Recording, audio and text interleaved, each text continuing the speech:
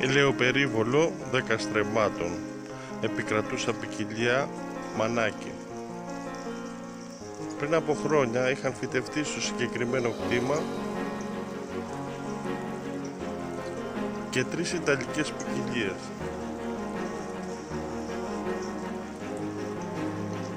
Η Πικουάλ, Καροτίνα και Καρολέα. Εδώ βλέπετε Πικουάλ.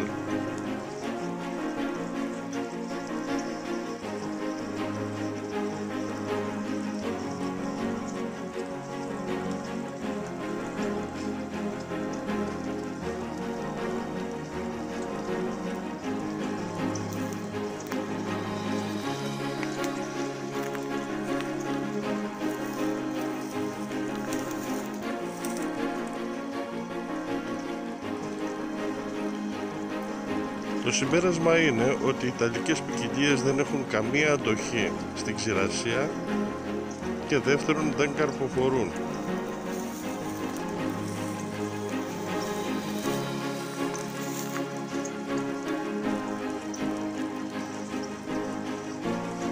Οπότε η συμβουλή μου είναι παραμείνετε στις ελληνικές ποικιλίες που είναι δοκιμασμένες στον τόπο σας.